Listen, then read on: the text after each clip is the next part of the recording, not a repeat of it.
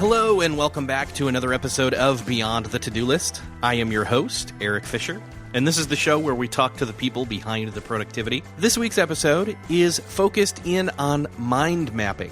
The following is a conversation I had with Steve Dotto and Mike Vardy on one of our last weekly productivity powerhouse or semi-bi-weekly, however many we did. Anyway, we did a bunch of them, but mind mapping was one of the topics that we talked about one of the last times that we talked. And so you may be wondering, okay, so what is mind mapping? How can you use it? What scenarios is it best used for?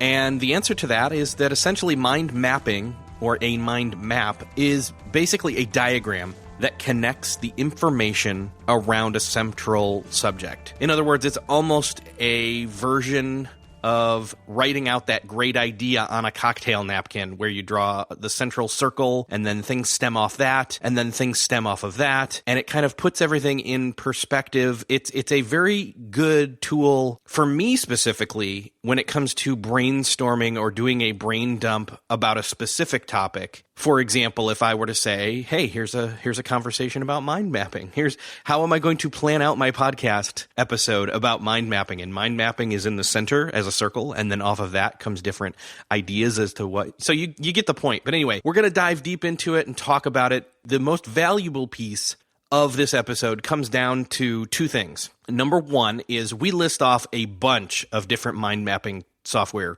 tools, and that is invaluable. So you'll want to make sure you head on over to the show notes for this episode to find that list, because that way you can cut through the chase of having to do a bunch of the Googling the word mind map and software and all the combinations to get to something that you would try out. And we even give some recommendations as to where we would start if we were going to start doing mind mapping. The second piece that is invaluable in this episode, which by the way, the show notes are at beyondthetodolist.com/145. The second valuable piece is to hear different scenarios and different workflows for using a mind map, or how mind mapping can be best used in terms of creativity or the creative process in terms of creating something and then taking it from the ideation phase where mind mapping is essentially helpful into the implementation phase. So listen for those two things.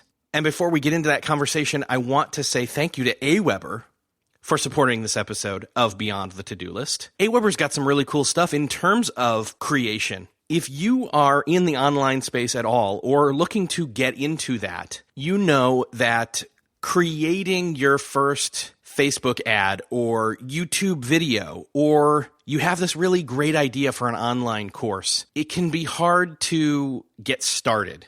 Often what you need is something to walk you through step by step and or inspire you to get you moving and motivated, or both. Aweber has created an awesome resource for you to go get 1, inspired, 2, motivated, and 3, educated, because it can be intimidating to turn a passion or a hobby into a career. Aweber has created this great resource for you to get started with these basic starting tasks, like creating your first YouTube video, getting your first 50 subscribers, recording your first podcast episode even. All you need to do to go check out this free resource and get inspired and motivated and started is to go to aweber.com/to-do. That's aweber.com/to-do. Go check it out. It's a bunch of free videos and content to, again, get you started.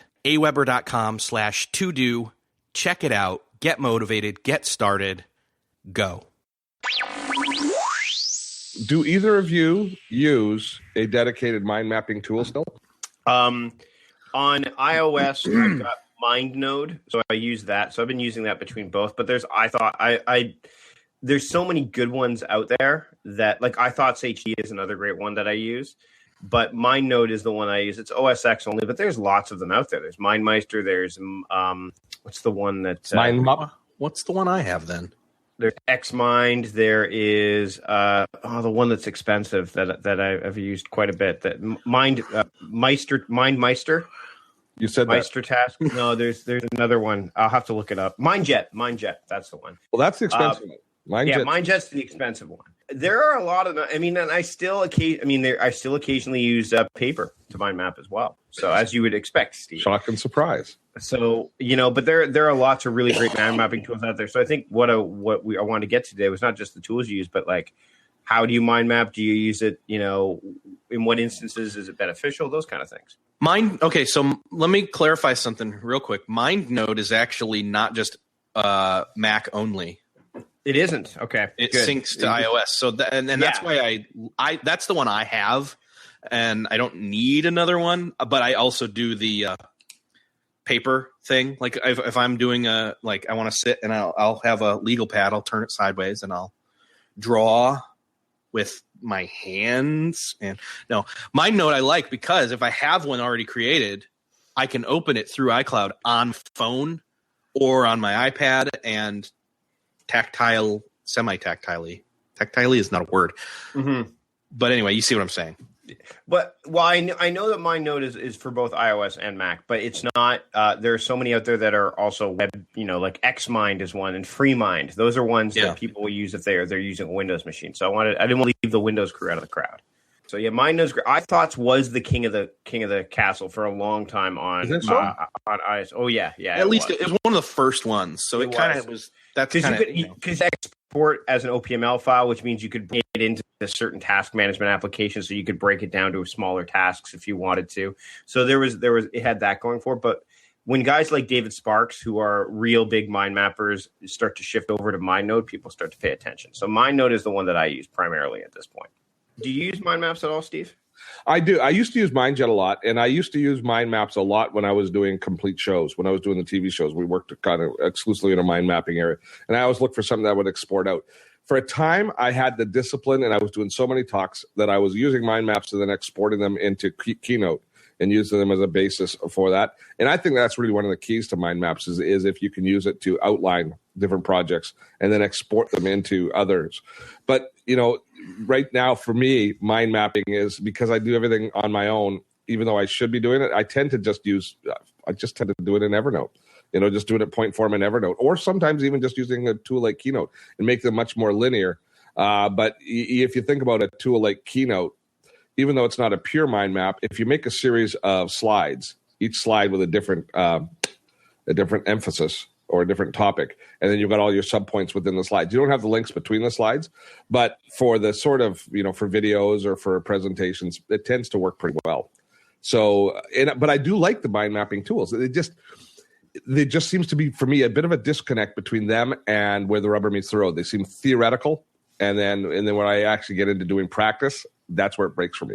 Having said that, I did a demo a while back on a product called Mindmup, which I don't know if either of you have looked at, which blew me away because they've got Evernote integration. It creates a world, a complete mind map of all of your notes, how they're related to each other, and which notes are in which notebooks.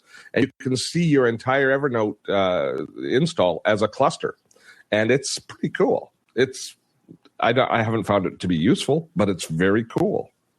Yeah, I think that when you can incorporate and integrate other applications, so whether it's a task app, whether it's Evernote, there's one called Mojio Map, but it's more of a map of your different... Oh, no, sorry, that is Mojio Map's the one that does that. I'm sorry, Mindmap is the other one that I did. See, they blend together. Damn. Well, Mojio Map is more of a, here's a map of where all your stuff lives. Mindmap is definitely a, let's create some mind maps of... just from scratch, whereas Mojio Map grabs things from Dropbox and Evernote and all that stuff. It's Mojio Map that does it. But I think the idea of mind mapping, and I just did a workshop recently where people were saying, hey, you know what? Someone wanted to take their mind maps and import them into a task management application. And that gets tricky because not a lot of them do that. You have to actually physically move the stuff over.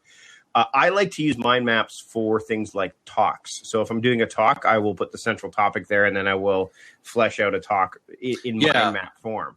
Well, that's David what I was going to get to. Yeah, David Robinson from the Spurs, that's one of the things he does. When he goes and does keynotes, he actually doesn't even write out his talks anymore. He just does it in iThoughts, puts it on his iPad or iPhone, and then just uses that as his kind of his triggers, right? Well, let's do that. Let's use that as a jumping off point here, because I think for a lot of people, they think, oh, mind mapping, it's just writing stuff down and it's for people who think differently, not in the Apple way, but in the they think visually versus in list form. And yeah, that's part of it, but that's not really what it's well, that's not what it's one of its best uses, but that's one of its uses. But what other why would, in other words, why, here's the question, why mind map versus any other way? What's it good for? What's a mind map good for? For what you, Mike, were just talking about in terms of you use it for presentations, I think it's great for creation and starting to, it's a different form of capture for me. It's kind of a directed capturing and creating kind of hybrid for me, is where if I know, okay, the central topic is this big circle in the middle, and then I've got, 3 circles that come off of that, and they're not necessarily prioritized. There's hierarchy, but there's not prioritization or order. And then you add things and you can move them around, especially with digital tools to do this. So, you got your central thesis, you've got your 3 main points, then you've got your stories that stem off that, and you can kind of move them all around. And for me, that gives me that enough of a structure to keep me moving forward and organizing what it is I'm trying to create versus just a list and feeling like I'm already locked into a format or a sequence, if you will. Does that make sense? Yep, totally. I think another way that you can use them, I don't really, that's my primary way of using my maps is to build talks, but you can do it for, again, course building. So you could say, hey, here's my course and here are the different topics that I want to kind of use. And then you can from there create childs from that. But another one is Scrivener, which is the writing tool that a lot of people will use. They have a tool called Scapple, which is a mind mapping tool that you can then. It sounds like something that you should have an ointment for. It does. It sounds like a little bit of a rash or a disease. It does. It does. But what it does is it basically allows you to get your ideas out. And then what you could do is then import them into Scrivener. So that way you could create your book, your stories, whatever you want. You could even do it for blog posts if you wanted to, right into Scrivener. So it's a way to outline. Mike, I'm glad you brought that up, because that is a really good use of mind mapping prior to in the creation process and then importing it into specifically the writing process. I love that. I'm going to have to use that. Consider it stolen. Yeah, I think it's a great tool, and if you're already using a tool like Scrivener, which some people would be if they're using it for writing longer form books or for blog posts, this would be a great way to do it, because what you can do is create your maps out. And the cool thing about it is if you're writing a book, Scrivener is often not the final destination if you're dealing with a publisher. You have to then get it to a Word file and all that stuff, but you could still write the book inside of Scrivener. So your mind map would start with Scapple, then it would go to Scrivener, and then it would end up in Windows. And yes, Scapple is a terrible name. It's brutal, but isn't there a mind mapping, or maybe I'm thinking of the pinboarding thing that's built inside of? That's the Scrivener has that. Yeah, it's the corkboard. Right. Yeah, right. That's why I love Scrivener. Scrivener, I think, is the most. If you are any sort of writer, Scrivener is probably the tool you should be. If you don't know about it, you should spend time with it. Ulysses has been eating its lunch lately because Ulysses is already in iOS, and a lot of people have moved from Scrivener to Ulysses because of that. But I've not seen the need to yet. I've not been I must work on my iPad or my iPhone to get this done. So forget you, Scrivener. I'm a big believer in the tools I always have to experiment with are tools like mind mapping software, are tools like my task managers, just so I can keep up to speed with the kind of stuff I teach. But I don't need to change my writing tools every 3 months because there's a hot new feature that one has. So for me, I stick with the same tools there so I can focus on my energy on learning the other stuff. So Scrivener is one of those hidden products. It's from the company called Literature and Lattes. Yep. It's a very strange place to find it. It's not mainstream anywhere. You can find it in the Apple Store, etc. But it's Scrivener. Scrivener is the app. But here's one thing I'm hearing, which is a truth that's come from both of you. The issues with mind mapping are thus: that it's fine for noodling out ideas, but we're kind of jealous of our content being trapped in a format like a mind map. And because now we use data in so many different ways, once we enter, we just expect to be, once we enter data into our system, for it to be valuable through the entire process. Whatever your mind mapping strategy is, you have to find an egress for the data out of the mind mapping software into the whatever tool is your ultimate delivery tool. Is that fair? Yeah, I think so. I think that a mind map is not. I think again, like how my approach is I use it as the starting point, and even carrying the carrier of the ideas to the point where I'm ready to fully start designing or implementing or making it a fully formed thing. So yeah. See, the only time I use it now is a management tool when I'm working with a team. So it replaces a whiteboard, as as far as for sitting down, putting ideas down, and because typically we're working virtually now, so you need something like that in order to share the ideas. So for me, it's in the concept of working with a team, pulling ideas together, and then coming out of it. And many of the better mind mapping tools have assignments out of it where you can create tasks directly within the mind map as you're creating it. So they work really well on that aspect. I think that we had people that are using, so there are some, with task management, this is where it gets a little bit interesting, because a lot of people, a lot of the mind mapping tools don't export to task managers per se. They're very tricky for that kind of thing. Asana has one called an integration called Digispoke, which allows you to take your tasks into a mind map. So you could go that way if you want. It doesn't work the other way, which I don't find terribly useful, but there is a tool we talked about Mindmeister initially. And what it does is Mindmeister is mind mapping, and then there's Meister Task, which allows you to take your mind maps and put them into an agile kind of platform. So if you're a Trello user, you can take your mind maps and then put them into an agile format, which would be great for things like, as we're seeing in the chat, blogging, team-based stuff. You could use that for, I guess, but you could also use it for, again, for course creation, for just general task management. So, the great thing about productivity and workflows is that if you are more of a visual type of person and you want to use mind maps to get things out of your head and that's where you see things best, but then you want to get them into a format that gives you a better chance to execute on them, because mind maps don't necessarily do that, at least not for me. And for some people, it could be tricky to look all over the place for this stuff. Getting them into kind of an agile format or formula is beneficial. Mindmeister and Meister Task, that healthy combination will let you do that. So if you're sitting down on a plane talking to somebody, the fellow sitting next to you or the woman sitting next to you, for some reason, as often happens on flights, our conversation goes to mind mapping, and they are new to mind mapping. Oh yeah, and they're new to mind mapping, like you do. Yeah, it happens all the time. It's like that classic case. Sitting on a plane talking mind mapping, and they're new to it, and they say, "What should I start with? What do you guys recommend?" Like, if our community here, if they haven't done, like I see Mitch is in that he's interested. Mitch is a blogger, puts out a high volume of work. Where does he start? He's also a lawyer, so yeah. So talk slowly. Sorry, Mitch. Burn it. Wait a minute. I had to. Wouldn't he charge by the hour? What do you want to talk as quickly Oh as yeah, possible? you want to talk fast. Sorry. Okay, let's not use Mitch as an example, because he's going to buy the most expensive, because they have nothing but money. So MindJet is the one for him because it's $260 like a day to use. No, you know what? I would suggest that if you're going to start with mind mapping, that you start with one that's that's easiest to use. So one that, because some of them can get like task managers, and free or free, because some of them are like I've dove into some that. Like a task app, you're like, it overloads you with all the functionality. And then you're like, okay, all I want to do is get a main point out and then add some children to it. And that's about it. And so you want to have a tool that I would say allows for export for sure, because then you can get out of it if you need to into something that you're feeling comfortable with. So Excel.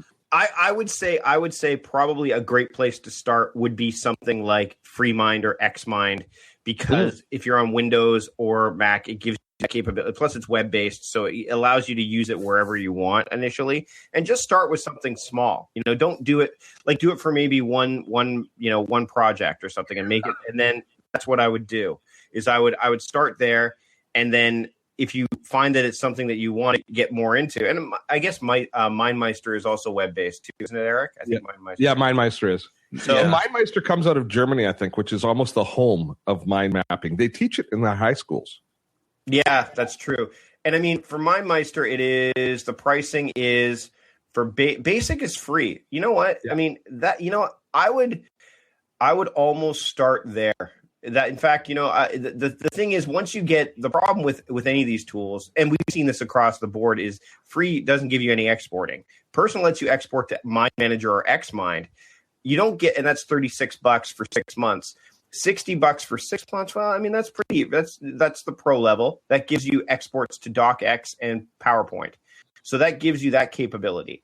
But if you've got Meister, once you add Meister tasks to the mix, if you decide to do that, then you've got this task management application you can export to. So, I mean, again, it's I would start just in either Xmind, FreeMind, or maybe Mindmeister. And what I would say to somebody that's a heavy duty writer, like if you're doing a lot of blogging, is I would sit down and look at how vested I am in the process if I was willing to learn something new. And I would take a good hard look at the whole Scrivener path. Yeah, because that Scrivener becomes a tool, much like Evernote, that you live in. That basically becomes all things to you because of the flexibility of the corkboarding metaphor and how it manages your data. And Mitch has a good question. Is mind mapping software for everyone? No. I mean, some people really. No. I mean, there are things you can do. Like, I mean, I've sat in mind mapped and decided, no, I don't want to put this into a piece of software. So I've just I've used Scannable, taken a picture of the thing, and put it into Evernote, and gone there. So there's that option too. And it's your creation process. I can't tell you how many times when we were showing monolithic apps, when I would show Microsoft Word, and I would show people the outline processor and how that can be used to start the creation of a document and then flesh it out. They're going, oh man, I never imagined that was there, because all they do is write. It's there. There's lots of different ways for us to get to our end goal as far as the creation of our content. Mind mapping is a good one, and if you've got lots of projects, if you've got lots of stuff in that phase where you want to visualize your ideas, it's awesome. But frankly, if you're a Trello aficionado, you probably don't need it, because you've got Trello. Trello gives you a visual representation of all of your ideas and all of your tasks. You use those tools in those spaces. But that's a linear look, though, right? Like, I think that and no. The fact is those cards can move around. What it doesn't have is it doesn't have the linkages between the cards necessarily. The thing about mind maps for me is not necessarily the relationship between the elements, is the fact that you can create child links, where you can create a second path down from one thought. Like if you're planning a project and you're booking a hotel venue, that you're doing you've got another one that says dates. You can cross link those two elements as you're planning out the activities or that sort of stuff, and creating child links to multiple different aspects. Does that make? Yeah, you all get me. Anybody that uses mind map knows what I'm talking about. Well, and I mean, there's a lot of suggestions that we're seeing, like real time board, Coggle it. You're not going to find a shortage of tools. It's a matter of what are you going to use it for? Like, what's the intention behind it? If you're only going to use it for things like presentations, great. Like, if you want to have one that exports to PowerPoint, because that's what you want. If you're using it for presentations and you want to make sure you can export it so you could use it for slides, go with one that allows for that. If you want to use it for writing, then maybe go with a combination of Mindmeister and Meister tasks, so that is strictly for blogging or course creation, if that's what you want to use. Or if you want to use it for longer form writing like Scapple and Scrivener, you could do that as well. I think, again, with all these tools, it's intention, because if you pick a tool just for the sake of picking a tool, then you end up saying, well, am I in the right tool at all? So figure out why you want to use it, and then pick the tool that's going to serve that purpose and allow you to prosper with it. We had a question earlier that I think fits in here. Jeff C. says, what's the easiest way to share mind maps with teams? And it depends on if you're collaborating in real time or in delayed time, or if it's just hey, I've finished the mind map, you export it out as a PDF and just email it to them. Yep. It depends on what you're doing, but most of these I think are going to, and for example, I know that what's it called? I know that called? Mindnode. I can export out the file, and if somebody else has the same software, they can open it right up and work on it. I want to open a can of worms here then. Most of these can do this, though, I think. Well, Mindmeister has Dropbox, Google Drive. Like, I mean, you can see them in almost any. In fact, I think even in Google Drive, some people actually create mind maps inside of Google Drive. Some people do that as well. Yes. So I mean, there's that as well. And in a team environment, since we're so Slack oriented on this panel, Testlio, which is another bad name, and Lucidchart are both integrated with Trello, with Slack. As options in those spaces. Now, I haven't tested any of them. So is Mindmeister. Mindmeister has Slack integration as well. It does. So, there you go. I don't want to open up a can of worms on for what we do at Productivityist, but I really wish there was a tool like what Brett Terpstra did for text editors for iOS, where it said, here are all the things that you can do with a mind mapping tool, and show like the different categories. Like, does it have Google Drive support? Yes, no. Can you export it to this, that, whatever? Mind maps, even though we have 3 productivity small G gods sitting here in the room, and none of us use them really that Diva. much. Let's go with Diva. Diva, indeed. But even though we love the technology, we haven't necessarily found a way that it's intrinsic. Like, if you took mind mapping away from all of us today, we wouldn't shed that big a tear. I don't know about that. No. Okay, that's just you, Mike. No, Eric and I wouldn't shed a tear. Would you shed a tear, Eric? I would not cry for you, Argentina. There we go. From what Mike said earlier, I mean, honestly, I hadn't used mind mapping in a while, but I think based on this conversation, for the output of organizing ideas for writing and for presentations, I'm about to start doing it a lot more. So, So, are you ready to mind map?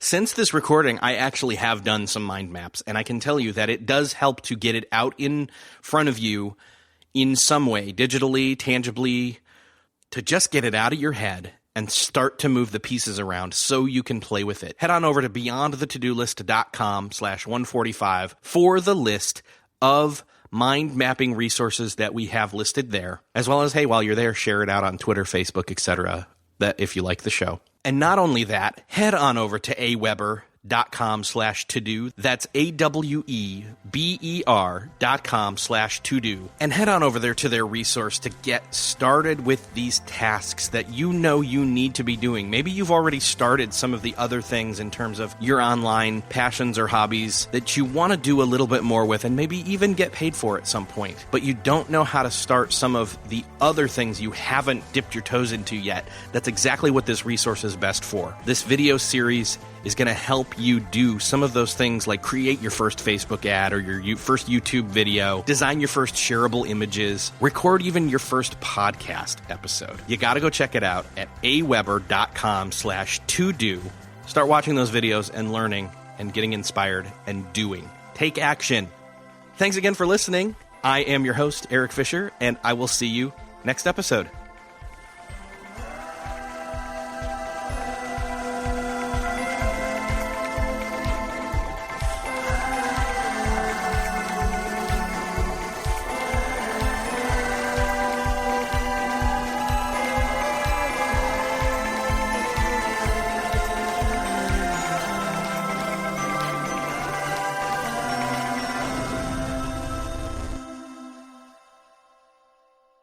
Beyond the To-Do List is a proud member of the Noodle Mix Network. Find more of our award-winning and award-nominated podcasts to make you think, laugh, and succeed at noodle.mx.